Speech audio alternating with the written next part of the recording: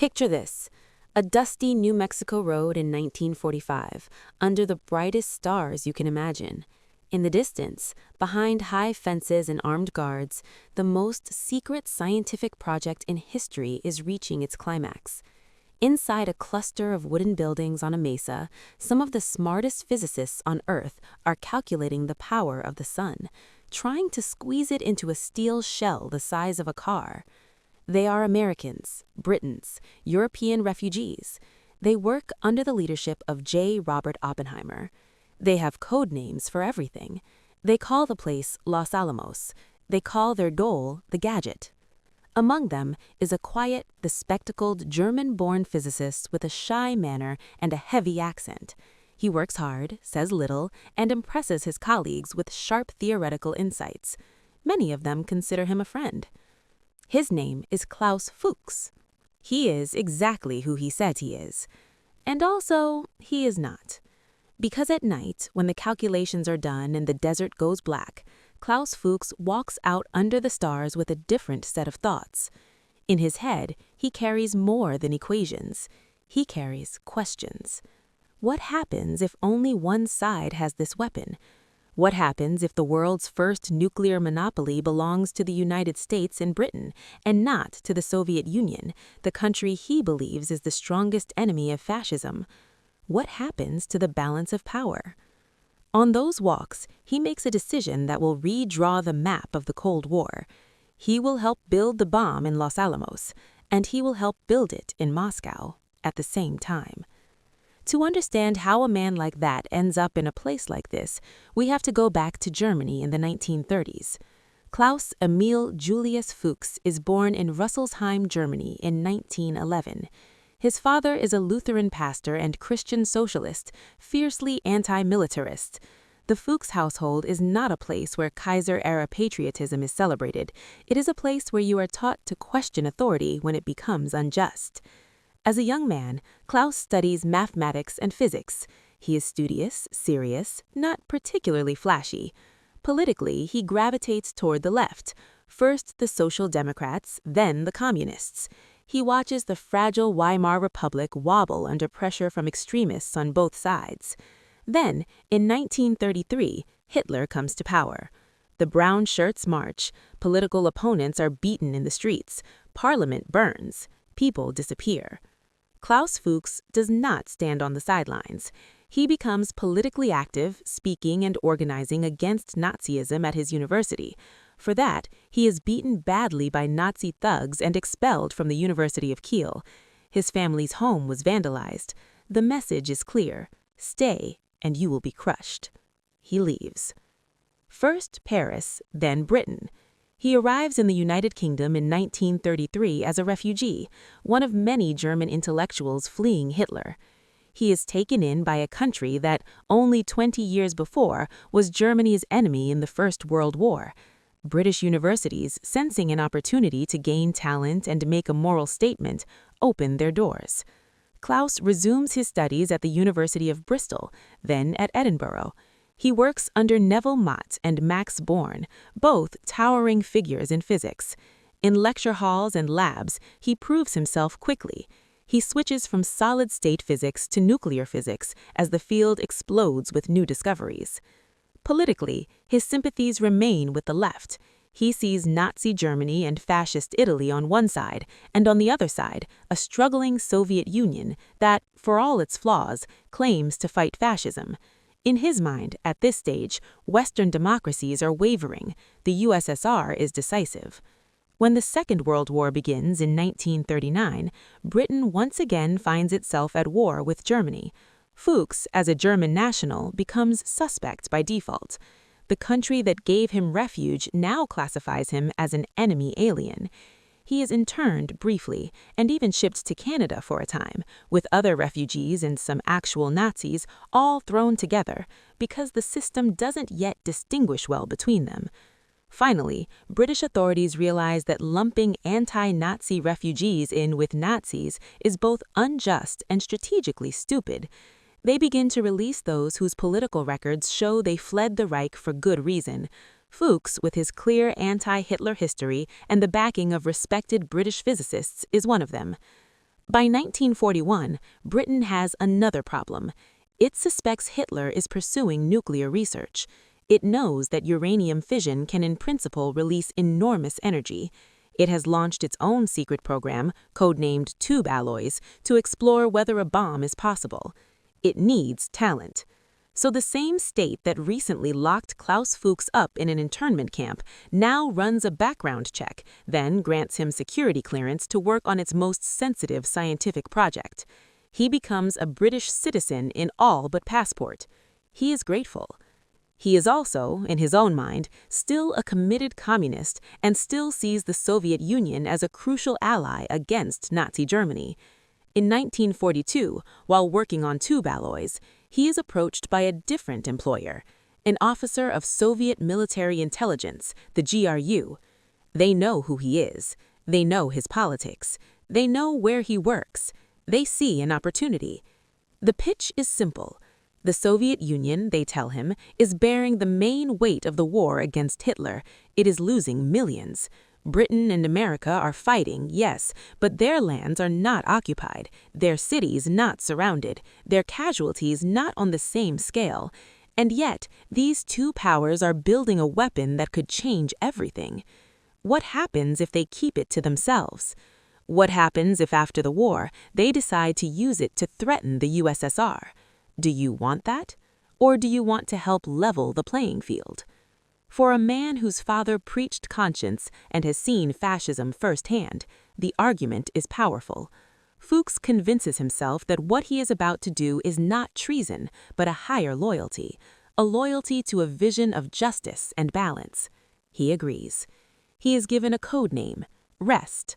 His contact in Britain is Ursula Kuczynski, codename Sonia, a woman who lives in a quiet English village with her husband and children, bicycles around the countryside, and occasionally goes out into the fields with a shortwave radio hidden in a backpack to talk to Moscow. In these same English fields, miles from any battlefield, Fuchs begins his second job. He meets Ursula at prearranged rural spots near Banbury. To a passerby, they look like a couple taking a walk. In reality, they are standing at the edge of a hedge at dusk, and he is handing over data on British nuclear research, calculations, project overviews, details of how their team is thinking about uranium and plutonium. Those papers cross another border, this time in encrypted radio messages and diplomatic pouches, heading east. In 1943, as the war grows more intense, Britain and the United States decide to pool their nuclear efforts. Tube Alloys is folded into the Manhattan Project. A delegation of British and Canadian scientists, including Fuchs, is sent across the Atlantic to help. He is vetted again. He passes again. He travels to New York, then to remote New Mexico, Los Alamos. To get there, you drive up a narrow road onto a high plateau. The wartime facility is a collection of makeshift buildings, labs, dormitories, machine shops. Everything is fenced, guarded, and classified. But behind those fences, the culture is surprisingly informal. Physicists discuss ideas over lunch. People move among different groups. There is secrecy, but also collaboration.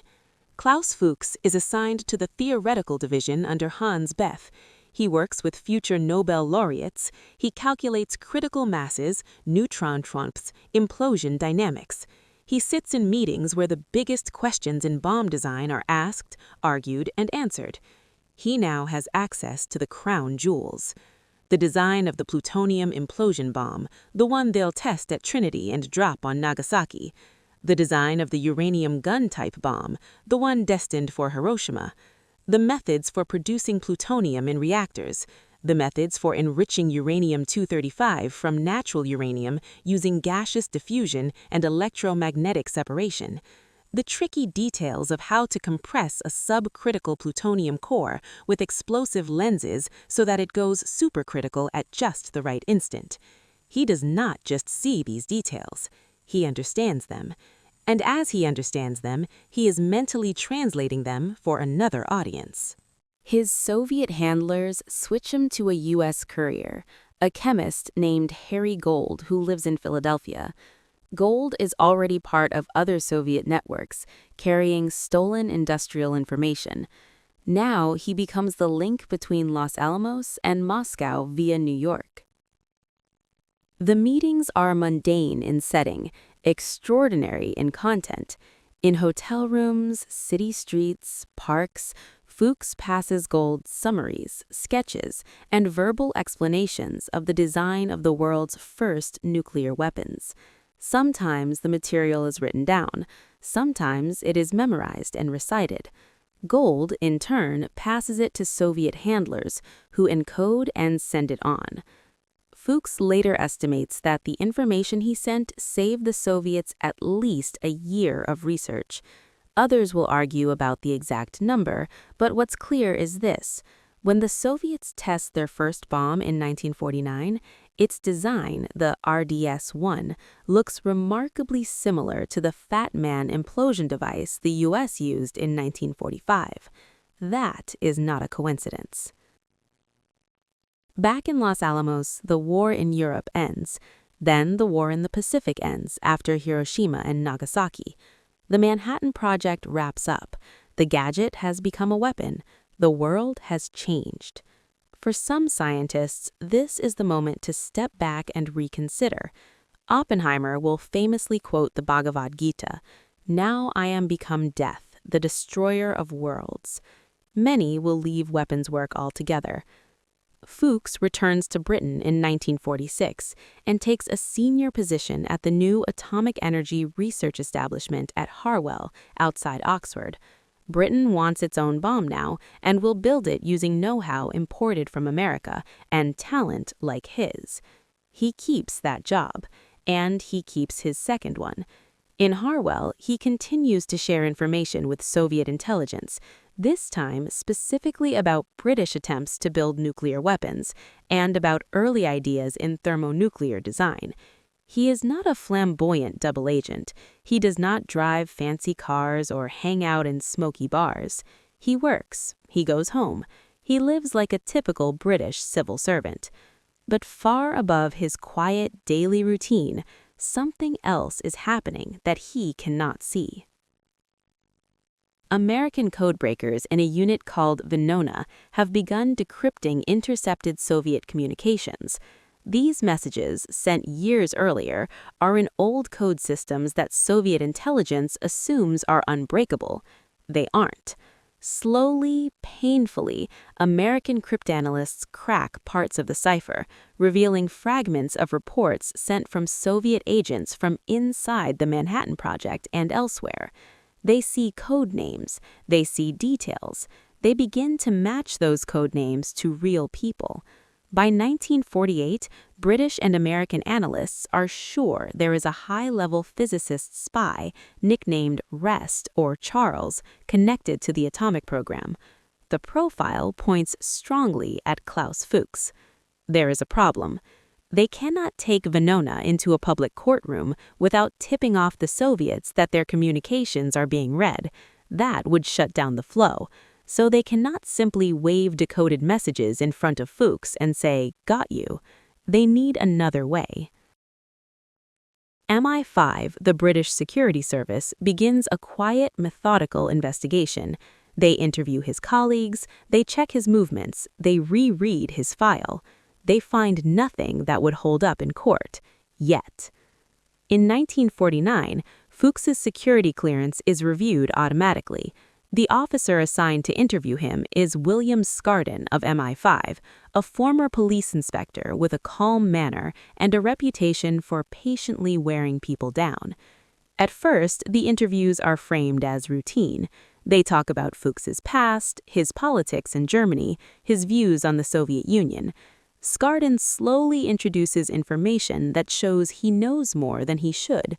Details only the spy and his Soviet handlers should have known. Fuchs begins to feel the trap closing.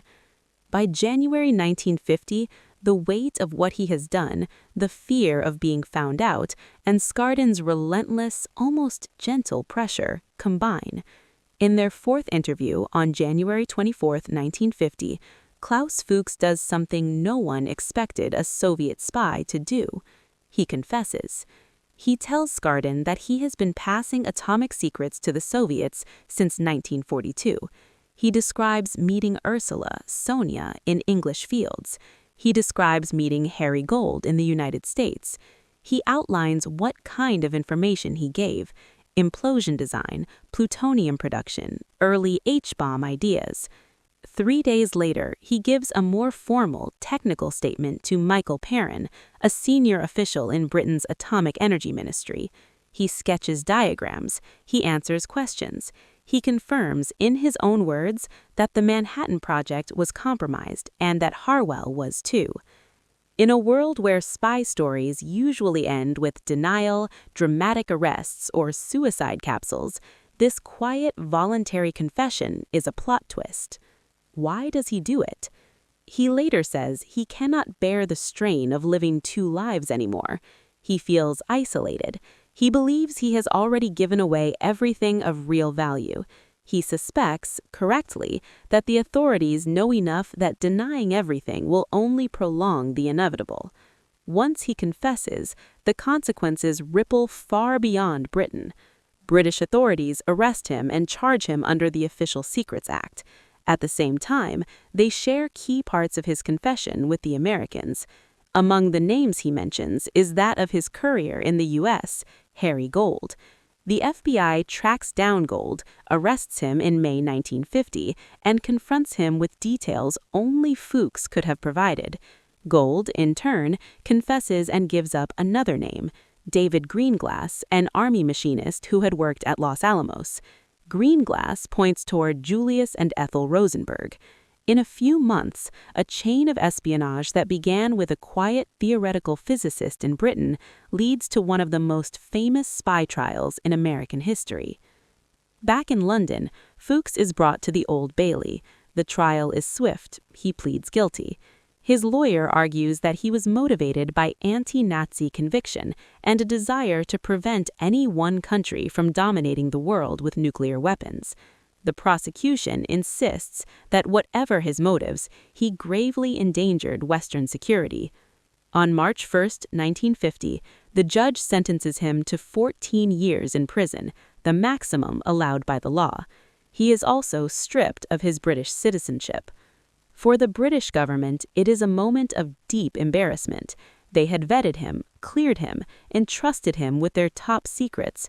Now they have to explain why one of their own citizens helped speed up Stalin's bomb. For the United States, it is enraging. They had allowed a foreign scientist into the core of their most sensitive wartime project. They had shared technology with a partner whose security precautions, it now appears, were not up to the task. In Washington, calls grow to limit nuclear cooperation with Britain, to clamp down on security, to root out anyone with suspect politics. The atomic spy becomes a symbol. Fuchs is sent to prison. He serves his time quietly, studying, reflecting. He reportedly expresses regret about betraying the trust of his colleagues, but not about having helped the Soviets. In his mind, he has paid the price for a moral choice he still defends. Under British rules, he is eligible for early release for good behavior. After 9 years, in 1959, he walks out of prison. He has no British passport. He is no longer a British citizen. Where does he go? West Germany is an option, but the post-war Federal Republic is firmly in the Western camp and would likely regard him as a traitor. He chooses the other German state, the German Democratic Republic, East Germany, under Soviet control.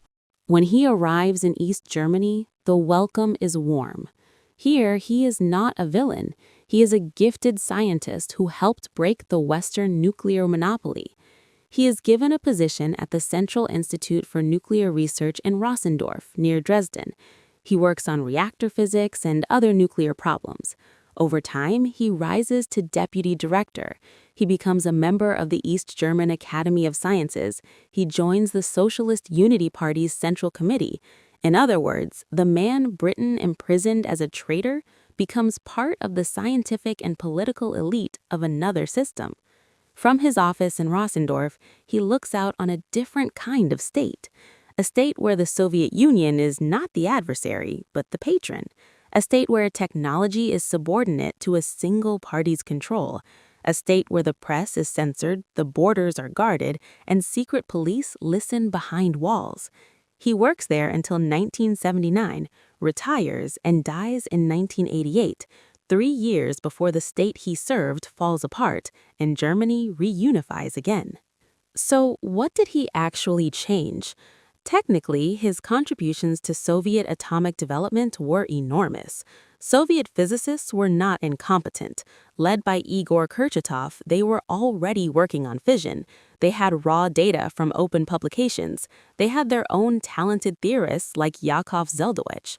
But without the detailed drawings, calculations, and practical experience Fuchs provided, they would have had to feel their way through more trial and error. With his information, they could avoid key mistakes and move faster. In August 1949, when the Soviets detonate their first atomic bomb, American observers are shocked. They had expected it later. They had assumed, implicitly, that only they had the technological and industrial capacity to build such a device so soon. They had assumed a longer nuclear monopoly. The mushroom cloud over Semipalatinsk proved them wrong. The test is not just a demonstration of Soviet scientific capabilities. It is a demonstration of what happens when information, carried by people like Klaus Fuchs, jumps the fence. From that moment on, the nuclear arms race is no longer a one-horse race. It is a contest between two superpowers, each armed with bombs designed in part using the same equations from Los Alamos. There is irony in this. American and British science, enabled by open universities, a vibrant research culture, and advanced industrial technology, develops the bomb first. That same openness, with its trust, its movement of people, its reliance on honesty rather than fear, allows someone like Fuchs to see almost everything. He then carries a portion of that knowledge to a closed, controlled system that could never have developed it as quickly on its own. The Soviet Union, for all its myth of scientific prowess, leans heavily on intelligence from the open West to jumpstart its own superpower status. Later, the story turns again. The same West whose nuclear secrets were stolen builds something the Soviets never matched, a vast, sophisticated intelligence and code-breaking apparatus embodied by projects like Venona, satellites in orbit, and global communication intercepts. Venona is a prime example. In cramped, fluorescent-lit rooms, American cryptanalysts take on telegrams they were never meant to read. They use early computers and advanced mathematics to peel away layers of Soviet cipher. They discover, years after the fact, the channels through which spies like Fuchs communicated. They begin to map the invisible. That is another kind of technological superiority. Not just building bigger bombs, but reading the other side's mail. From a narrative perspective, Klaus Fuchs sits right at the fulcrum of these shifts. He is a human conduit between two very different technological civilizations. On one side, New Mexico desert labs where blackboards and slide rules are put in service of a crash program funded by a democracy, run by civilian scientists, guided by a sense of urgency and openness unusual for a weapons program. On the other, secret cities in the Soviet Union, guarded by barbed wire, staffed partly by prisoners, supervised by officers who do not always understand the science. Without him and his fellow spies, those two worlds would still have been in competition, but they would have been out of phase. With him, they line up more quickly. For American viewers, it is tempting to see Fuchs's story only as a betrayal, a case study in naivety and security failure. It is that, but it also shows something deeper about the United States and its allies in the Cold War. The Manhattan Project itself was a triumph of American and British science, industrial might, and organizational ability. No one else in the 1940s could have done it so quickly. It required cutting-edge technologies, new kinds of reactors, vast enrichment plants at Oak Ridge, high explosive testing ranges, advanced mathematics, and the ability to build a functioning town of thousands in the desert in secret. The Soviet Union never replicated that kind of technological ecosystem voluntarily. Instead, it borrowed, stole, and piggybacked on what the West built.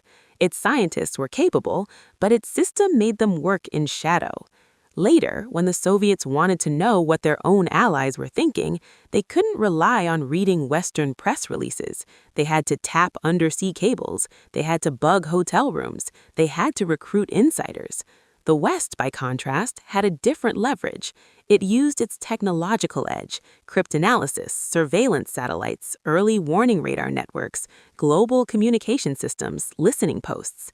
In the early years, someone like Fuchs gave the Soviets a chance to catch up in one area, the physics of bombs.